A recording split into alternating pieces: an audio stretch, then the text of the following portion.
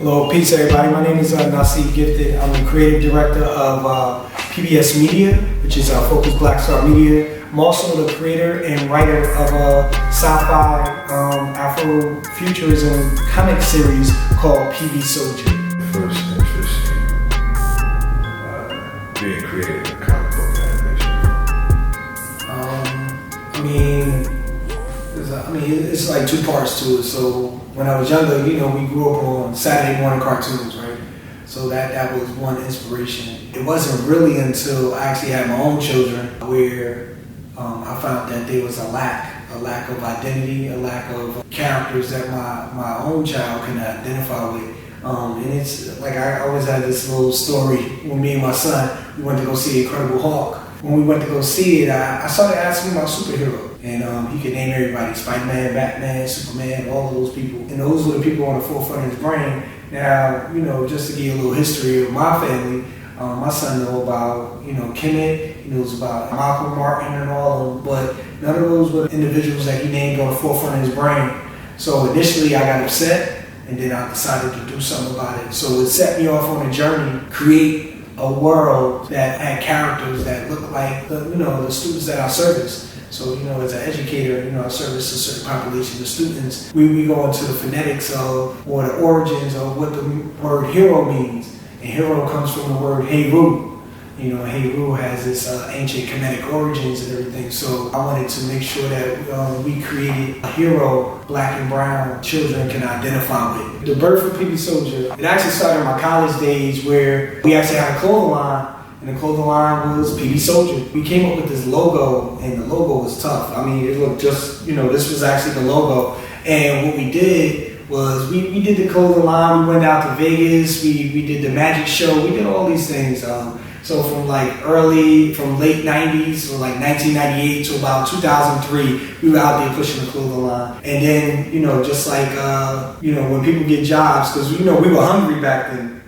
So when people get jobs, that's what they say, the revolution is over, right? So around 2003 to 2004, I decided to take that logo, and I was like, you know what, it'd be cool if we created a story behind this logo and created a whole character out of it. It wasn't until a lot later on where I just got inspired by, the interactions I was having with my own children to actually create the storyline. But from that point on, I was like, I'm gonna take this and transform it into a story, a series, and put it into the world. So my initial project was to make PHOCUSED animated series, but when you learn the industry, you know that the price points for that is a lot higher. So that's how we got into the whole graphic novel business. It was a ton of research. It wasn't until 2012 where we actually dropped the first book.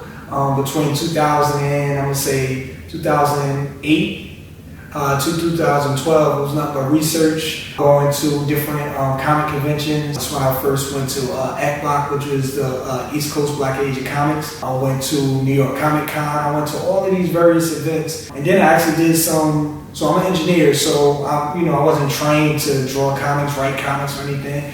I picked up a couple of books from Barnes & Noble, and then I actually did some actual training for script writing, storyboarding, and animatics at NYU, which later on kind of connect me with a lot of other speaking engagements and stuff. But it was all sparked from there, and like I said, just from 2012 forward, we just been pushing the brand, pushing everything, and just making more and more connections, building the fan base, establishing, the market, distribution, and production aspects of, what it takes to make an animation studio.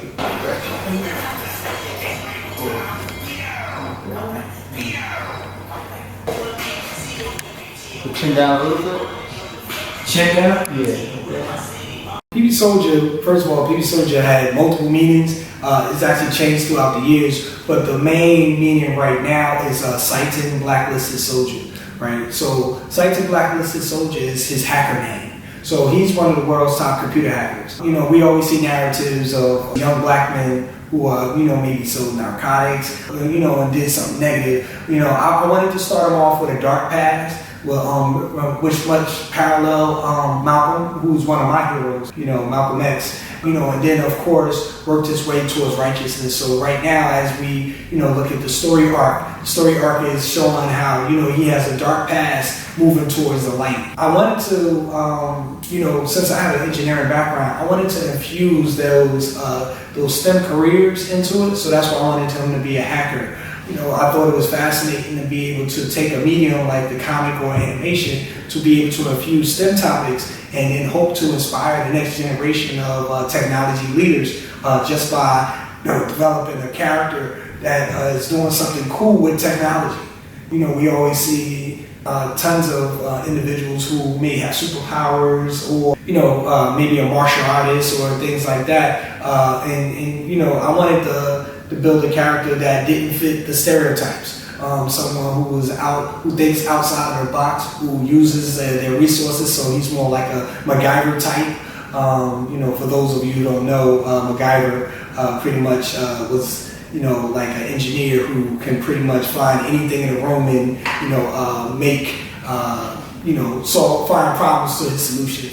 Find solutions to his problem, at the current time. So that's kind of like what P.B. Soldier does. He uses his technical know-how to be able to get himself out of situations. I just thought it would just be really cool to be able to develop a story and then explore some social issues through the lens of an individual who is, not seen as a savage, not seen as a bohemian, not within the penal system and everything, but doing things to survive. So, we look at a slice of life of an individual who has to make certain choices, and sometimes those choices are out of survival, and how you react to